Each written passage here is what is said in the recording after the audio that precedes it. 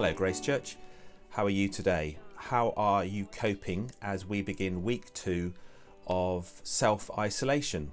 I think we as a family have got a little bit more used to it now. There's a sense of a rhythm and a pattern to the day. This week, still homeschooling, getting some work done, trying to enjoy one another's company whilst we're not allowed to go out.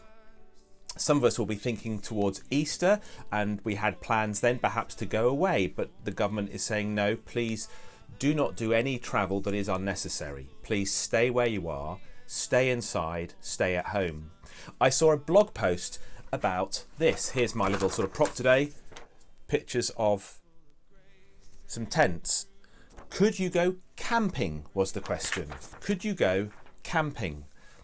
But again, on closer inspection, really, well, you might be okay, but if everyone did that, it would make things worse. So no, if you plan to go camping this spring, for now, please don't. Please stay at home.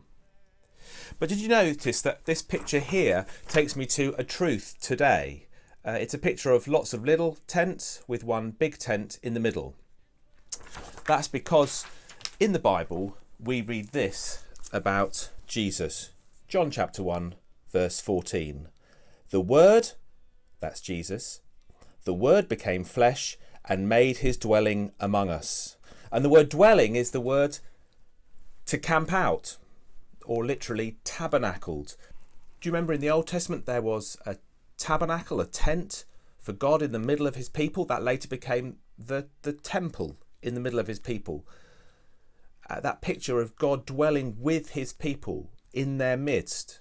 And Jesus came and did that himself. Jesus was God coming amongst us.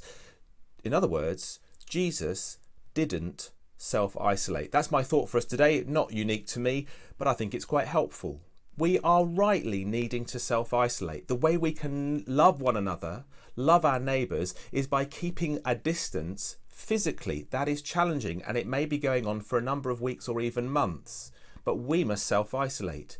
But Jesus didn't self-isolate. He left the glory of heaven to come down to earth, to be with us, to come alongside us, to show us what God was like, and to build a bridge back to him, to deal with the sin that broke the relationship we had with him, to open the door and say, come on in, you can now be friends again with God through faith in me. So this is today's truth. Jesus didn't self-isolate. Now, tomorrow I want to tell you another truth, which is this. Jesus did self-isolate. But you'll have to wait for tomorrow for that thought. Take care. I hope to see you then. Grace and truth.